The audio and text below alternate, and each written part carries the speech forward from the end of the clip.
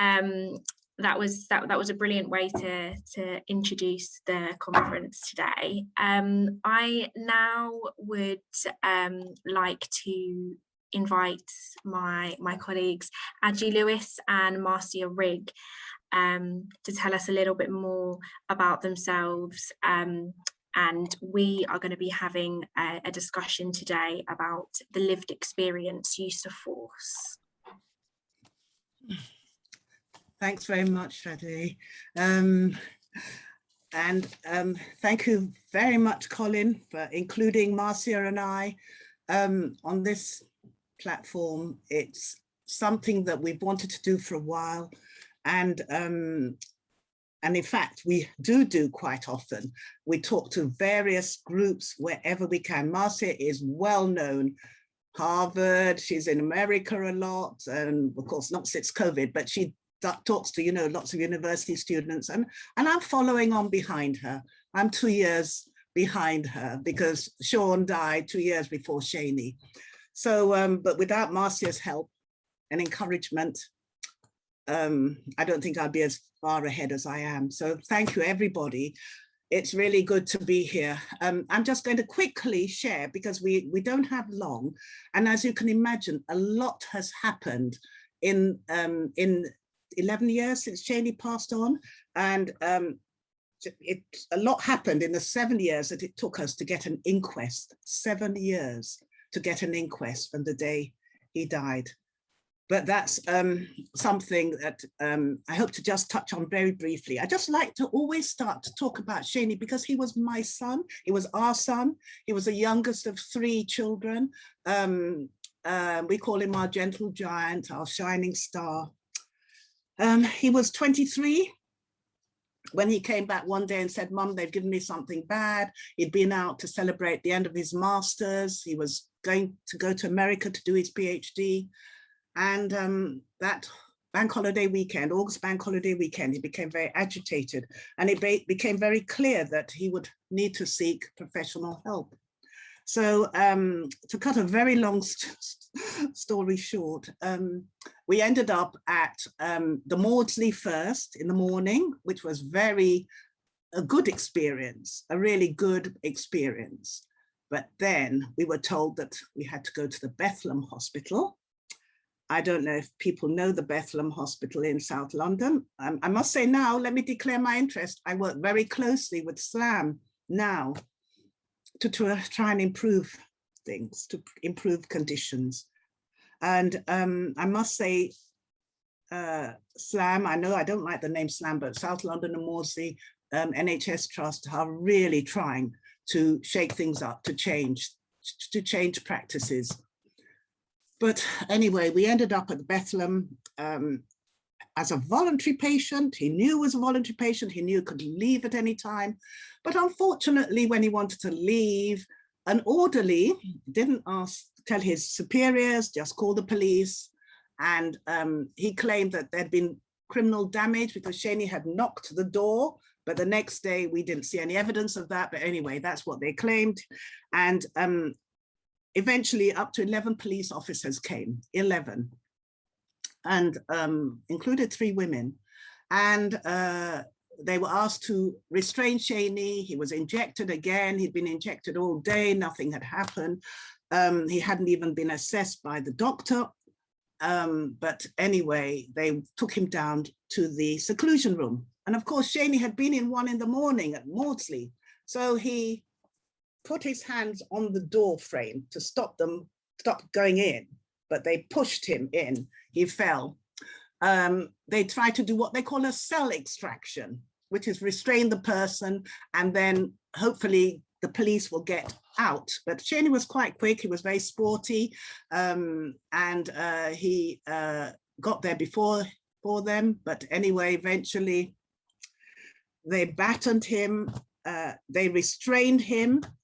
Now with 2 sets of restraints, hand restraints, quite unusual, not the normal police restraints. And basically it was one under his chin and one round his back.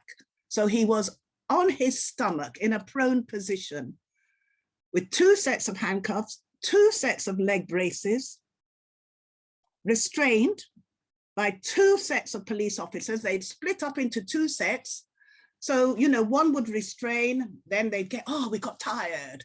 Oh, we had to take off our jackets. We had to call for water.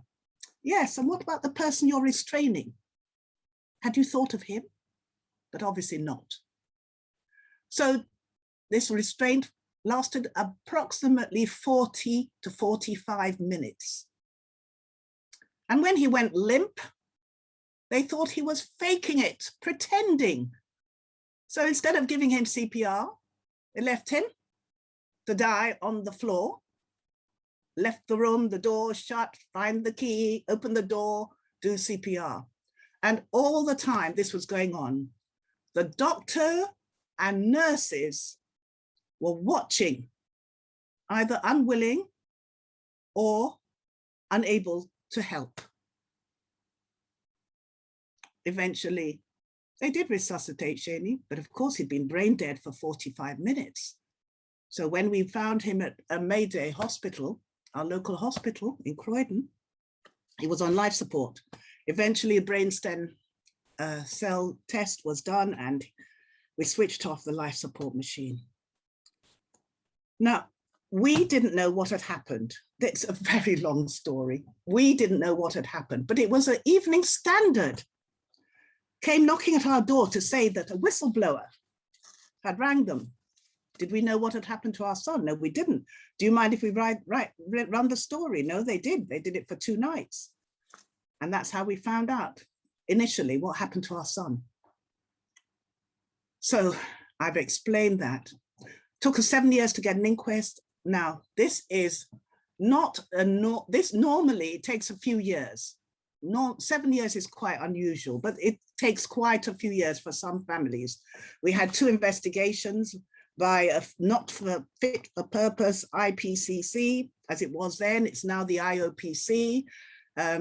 Basically at that stage, it was police officers investigating police officers. So of course, it wasn't a very robust investigation, but eventually we had our inquest in 2017, and it was 29 days of evidence, 3.5 months. And the jury found Seni had been restrained unnecessarily, excessively, disproportionately, and what was the other thing? Unreasonably, okay? And that had contributed to his death. Nothing happened to the police officers. There was a disciplinary, which was basically calling another police force to come and investigate a police force. Nothing happened, no accountability, nothing. And as Marcia will tell you, there are very, very few. In fact, I think there's only been one police officer who we're going to hear about later, who has been imprisoned, the police officer who killed Dalian Atkinson. I think there was one other case many years ago. Marcia might know more about it, but anyway, there is never any accountability. Never, never, never. Nothing is done. The police officers are just carrying on doing their own bit, their own work, you know, as they've always done. But can I tell you something? You don't kill people, innocent people, and get away with it. I firmly believe whatever religion you are or whether you believe or not, you do not do things like this. You don't do it and get away with it. No, you have to think. I just talk because I don't want families to go through what we've gone through. I don't want people to die like Seni died, very horribly. And I just actually, let me just read something that the witness, the doctor in the inquest said, I felt like it wasn't a human being that they were trying to restrain. It was like trying to contain an animal.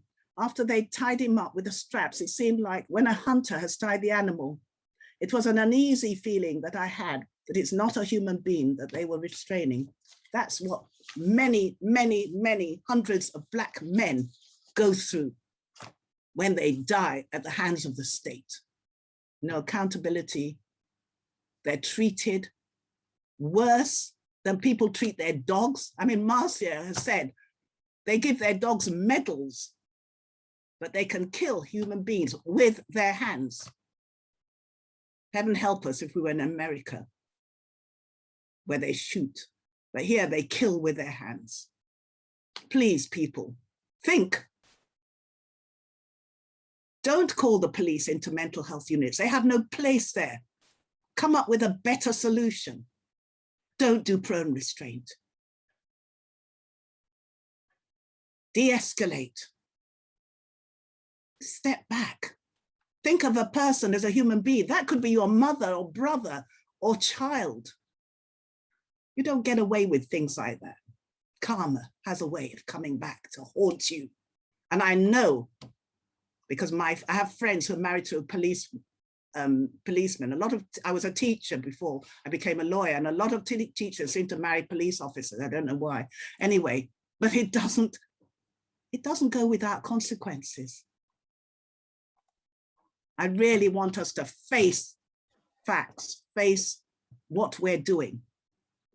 It's good that George Floyd, I mean, it's not good that he was killed. It wasn't good, but what I'm saying is we saw it.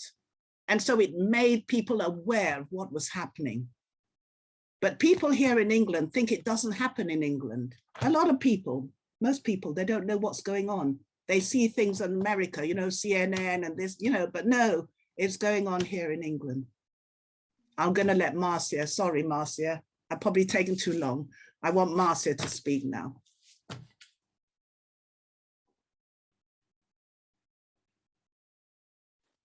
You know what? The door literally just knocked. 1 second. I apologize. Literally. Let me just. Yes. Yes, keep talking, Aji. Okay. This is unexpected. But I just wanted to thank Marcia because she is the glue that holds a lot of families together. We have a loose cooperative of families. Called the United Family and Friends of those that died in state custody. And we work together loosely. We have no funding, but Marcia is the glue. She goes to inquests all over the place. She talks everywhere. You know, I do my little bit, but she is the glue that holds us all together. Over to you, Marcia. Thank you very much. I really apologize, but I just had a delivery. So yeah, that's why. Right. Aji, that was so powerful. And thank you so much for opening our presentation so truthfully and passionately and honestly. And thank you also, Colin and Tim, for your opening presentations and for inviting us to speak and to listen, because we are pretty critical of yourselves, but it is for a good reason, because it can happen in your families, believe it or not. Seni died after Sean, and he should not have, because this is what happened to Sean 2 years earlier by the Metropolitan Police as well. And Sean had a history of mental health. So I'm going to speed up 20 years of my relationship with SLAM, the South London and Maudsley. I have a contemporaneous file, and I was concerned about issues within the mental health system long before Sean died. And it was the issue of medication, medical restraint. It was the issue of confidentiality. We're dealing with the carers, the family and the patient. You know, we're having discussions here with the carers and the patients, and it's really important that the families are included. I know sometimes that's not possible, but we're one of the same, that it really works well when you have a joint relationship together, because it was managed for 20 years with Sean, where Sean could have had his untimely demise, his death, you know, in other countries, and perhaps Tin and the other academics at SLAM will be able to look at Sean's history, that You know, he was known to the mental health. He should not have died on that day, because there is a pattern that is reoccurring in every patient when they come to a particular incident, which is a psychotic episode. They are extremely unwell. And so they are vulnerable and should not receive a death sentence, whereas both Seni and Sean did. So Sean was extremely unwell on the 31st of August 2008, where erratic 999 calls were being made by his mental health staff to take Sean to a place of safety. There were no beds available. Nobody had contacted me. Remember, you know, I had a 20-year relationship. You know, I was contactable at the end of a mobile phone easily. No one did contact me. And the police refused to come, Brixton Police Station. They said that he hadn't done anything criminal, and that, it was not a police matter. And that Sean went onto the streets because Slam didn't have any beds. They just said, call the police. You know, they could have done something a year before, at least a week before. He hadn't taken his medication for 2 months, and he was only on half his usual dose, which we only found out 4 years later at an inquest. And so they should have been aware that Sean was going to encounter a crisis, and it could have been prevented, and the jury found that. But they allowed it to get into the hands of the police, and the police treated him as a criminal, and they knew it was Sean. They went out to get Sean. You know, there was a period of 3 hours. You know, they claimed that on the day that they didn't marry up the 999 calls. And the fact that is, when they did apprehend Sean, they didn't recognize him as being someone with mental health issues. He was carrying his cancelled passport, something that he always carried when he went abroad. And so he could have been identified. And it was a cancelled passport. So there's photographic evidence of that. And they claimed that it didn't look like Sean and that he had stolen it. But the evidence is that they didn't use their radios to check, which only takes, seconds or a few, seconds, less than a minute, to make that radio in and check the passport number. That was not done. That he had assaulted an officer, yet there was no witness to that. So the officer, Sean was a martial arts expert, and I'm certain that if Sean had hit the officer twice, that he would have known about it. But there was no injuries, and there's no, by his own accounts on the CCTV later that evening, he was not injured. There's no medical evidence to show that. But he was restrained in a prone position, face down in grass, at the back of his neck, where there is medical evidence to prove the excessive force that was used because of the deep bruising found in Sean's left top shoulder and the knee. So a witness had just moved in that day and happened to be looking through the window and was on the phone to her friend, who said, oh my God, what kind of an area have I moved into? Because she sees the police on top of this black man.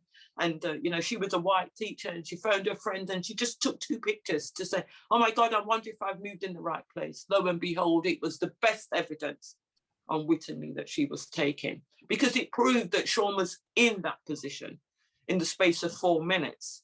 The fact that Sean was not resisting arrest, that Sean was under control, that someone was gripping his feet, his ankles, one of the officers. His feet and shoes had been removed. The passport is in the photograph. He had been searched. His pockets were open, and the driver had gone to get the vehicle. The jury found he would have been in this position for 8 minutes. Think of George Floyd for 9 minutes. Sean was for 8 minutes. And Seni was for 45 minutes. Just think about that.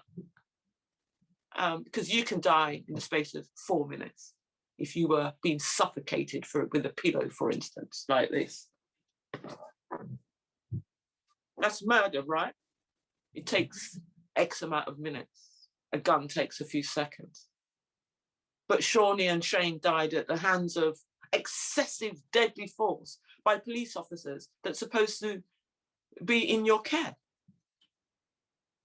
He was then rushed to Brixton Police Station, the back of a police vehicle, not a hospital, where the officers claimed that Sean was so fit and healthy that he could spin on his back, handcuffed to the rear, upside down with his feet up, spinning 360 degrees in a cramped cage inside the van, where the police claimed that they were looking at him do this. There were no cameras in the van, you know, since which I've campaigned for that. And we do now have cameras in police vehicles, and body-worn cameras, vital evidence, so that we can see what happens during a restraint, and not just the IPCC that relies on the accounts of the officers, the only witnesses normally to a death. Or if there are other witnesses, they're just watching like the nurses did. You know, he was sped to the Brixton Police Station, kept at the back of the vehicle for 11 minutes, where they claimed that the custody suite was busy and that he was being violent in the back of the van. He'd been restrained for 8 minutes. You know, the medical evidence meant that there would have been a lack of oxygen going to his brain because he wouldn't have been able to breathe. He's in grasp with excessive force. So he couldn't have done that action. He would have had to been on his head breakdancing to do that. He would have been in and out of consciousness to have done anything of the sort, and that's what the jury found.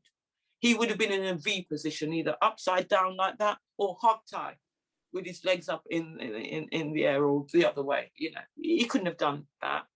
So when he got to the station, they kept him there for 11 minutes. There's all sorts of discussions going on within the custody suite. And, you know, eventually he was removed, and he's in a collapsed state after a few seconds of being, you know, carried heavily by officers at the shoulders. It's all on CCTV, where Sean dies on camera. You know, he's evidently unwell, and his head is hanging, he's completely collapsed. The officer's evidence is, oh, we thought he was asleep, and he was faking it. That means his eyes were closed throughout the whole time. Think about that. They thought absolutely nothing of it, that he was faking it and he was asleep.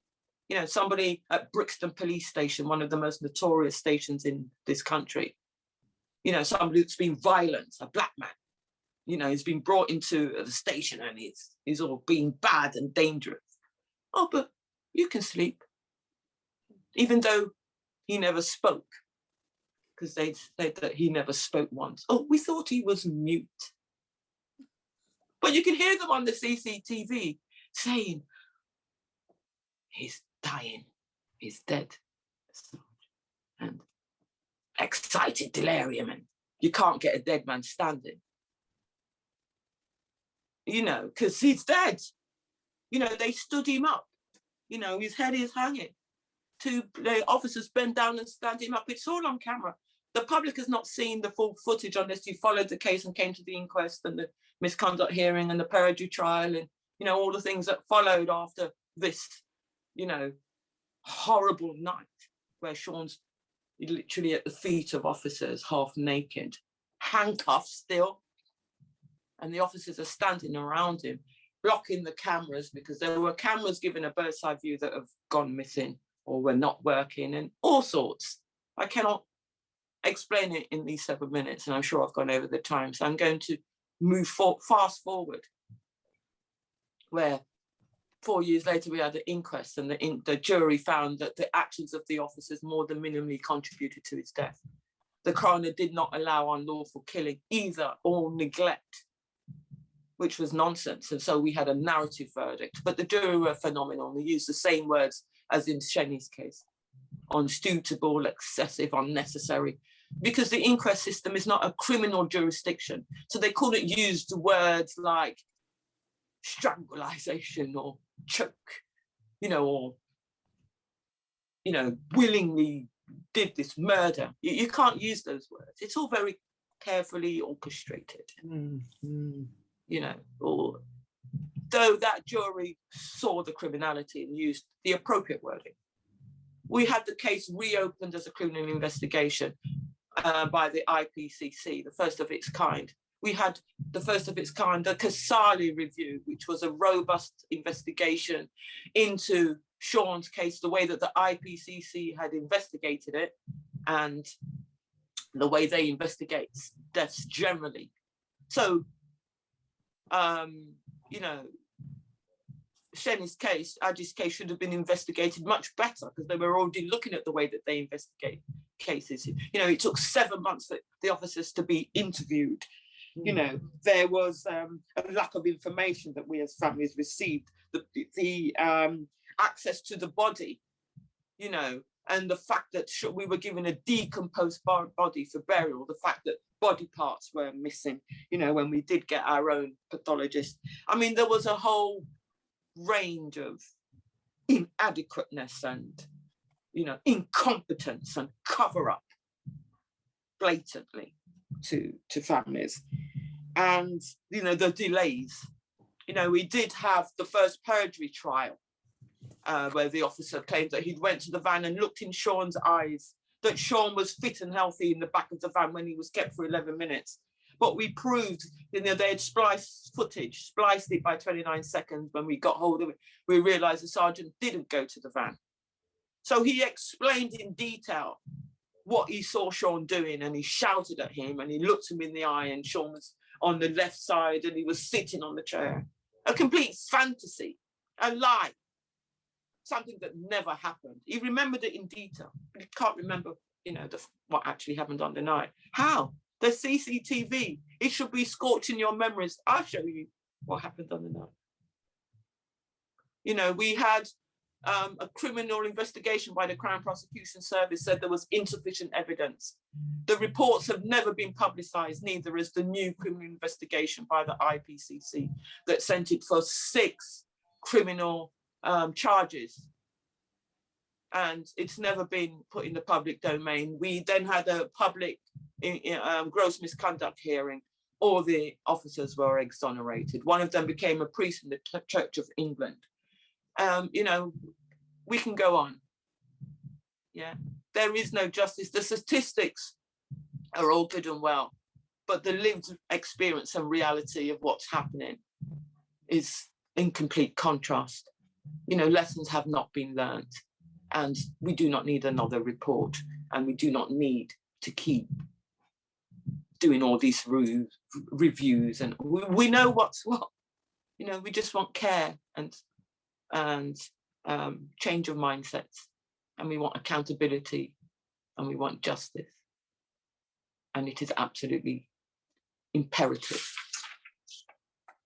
because we see Sarah Everard, the first time of a proper, robust investigation where an officer got life imprisonment, quite rightly so, for murder, for kidnapping somebody. I could say Sean was kidnapped, you know, for being put in a, you know, been handcuffed, you know, they raped her, you know, burned her, you know, it was a cover-up.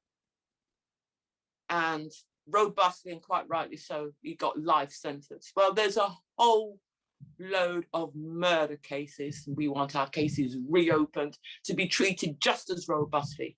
We don't need another public inquiry. There is going to be another inquiry. It is not wide enough.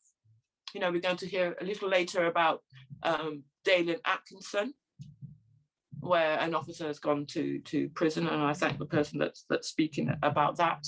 It is now ample time. There is ample evidence and reports. Just stop killing people, loved ones. Have a heart, and let's make real effective change. Thank you. Marcia, Aji, I'm left completely speechless, but all I can say first and foremost is thank you for sharing. I know, I can only imagine how painful it is to even tell what you've been through, what happened to Seni, what happened to Sean.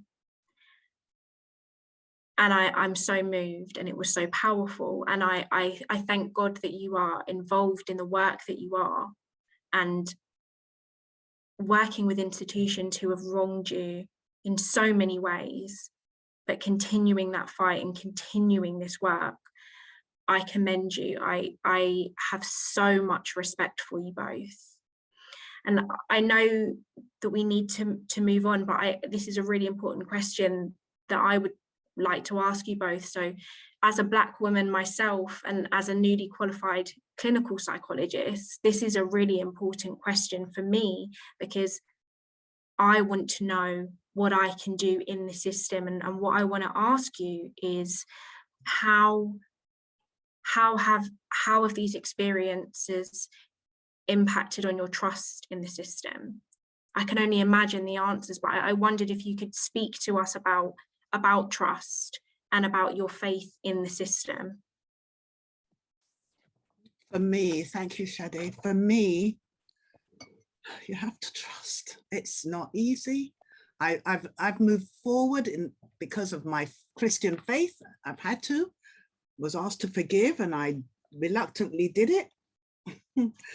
And yeah, that's how I'm able to manage. But you know, it's traumatic. It has effects on all the family. My children, 2 daughters, don't really want to engage too much, because I've got 2 grandsons who've lost their uncle, and one of them was very close to his uncle, but it affects the whole family. And Shani's dad, he's been ill. It's traumatic. It affects your health. It affects my mental health. We don't even get counseling. We have to arrange it ourselves.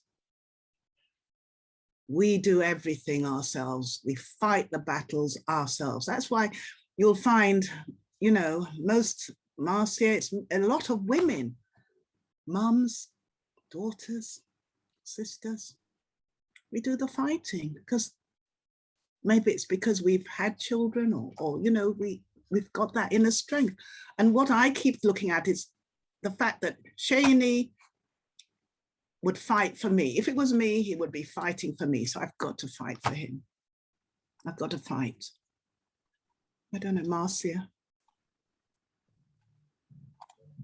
It's a very simple question to ask. Do you have trust in the system? No.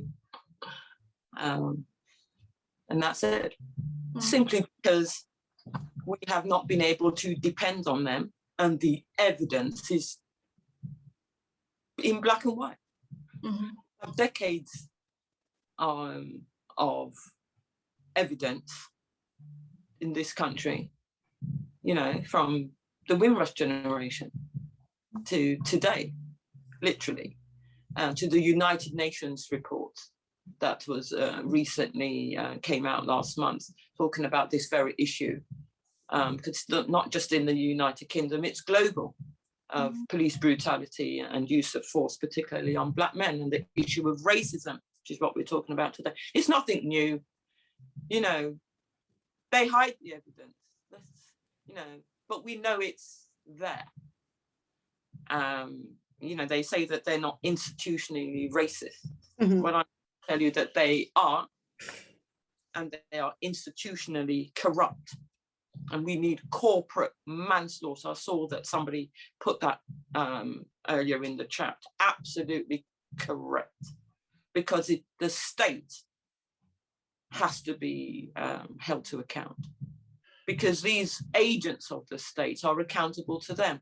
But the state has not afforded the families the respect of these people to their human right to life. It's as simple as that.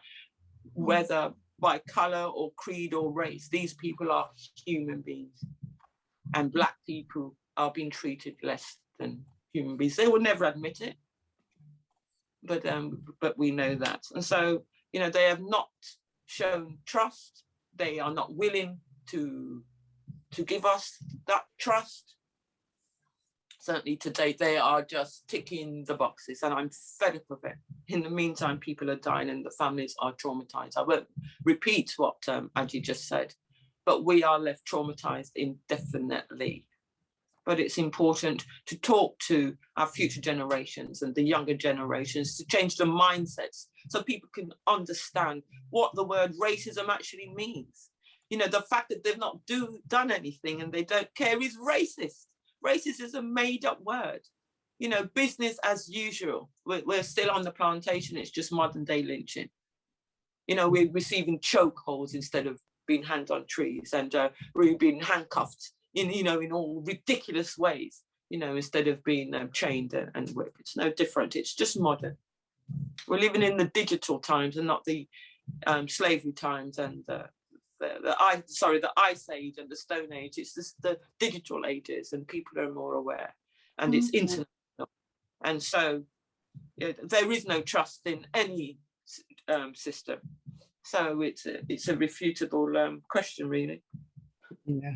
Unless I feel there has to be hope, and I feel that's for me. I'm an optimistic person. That's how I've managed to get through. There has to be hope, people.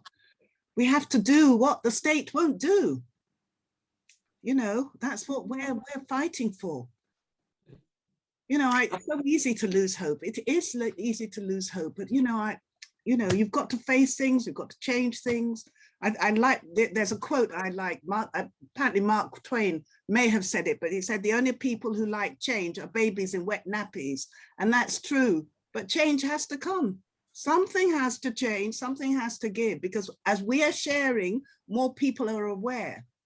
You know, that's good. The digital age, that helps. You know, Zoom conferences, yeah, it all helps. So but people take individual responsibility to make change happen. That's for me. Absolutely, and I agree. Because as you are speaking, Adi, and as we are all speaking, somebody is dying in this country, mental health, and in police custody. That's how vitally important it is. 1 in 4 people suffering mental health. That's a report. You know, it's probably much more now, especially after COVID. And you know, it's an absolute emergency and crisis now, and it's in the public's interest that we do this, and the government is seen to do it. So yes, we hang on to hope, and we pass on the baton, and that's all we cling on to. We're not in this game to lose. We're in this game to win. I know that we've gone over time, but I wondered if I could ask you both, what can I take?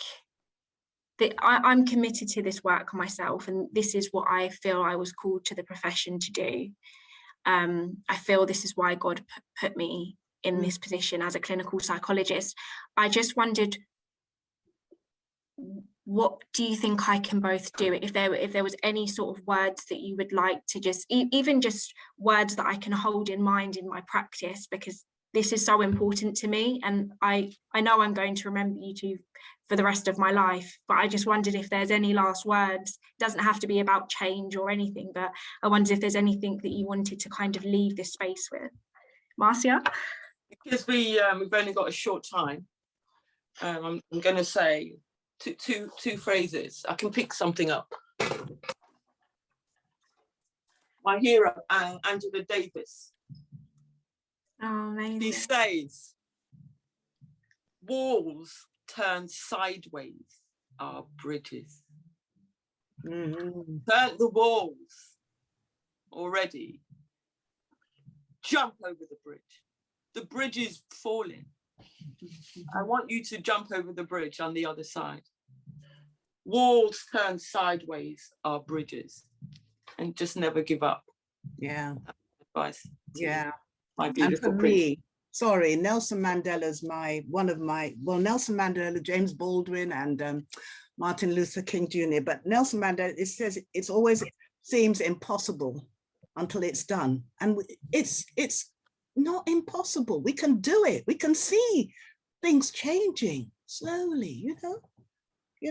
And we have to face the facts. I think James Baldwin said not everything that is faced can be changed, but nothing can be changed until it's faced. And that's what we're putting before you. We are putting things before you. People say this can't be true. We go on our websites, it's all out there. The inquest, it's all out there. There's nothing hidden nowadays. You know, we have campaigns, you know, so, you know, anyway, we can go on. Let's other people, Kevin, because I'm very proud of Kevin and Seni's law that we have got, you know, which is a step in the right direction. It's not everything, it's a start, but yeah. I just want to thank you both so much, Aji, Marcia. It's been an absolute privilege to share this platform with you, and I'll remember this conversation for the rest of my life. Thank you so much for inspiring me. You're both the reason that I do this work.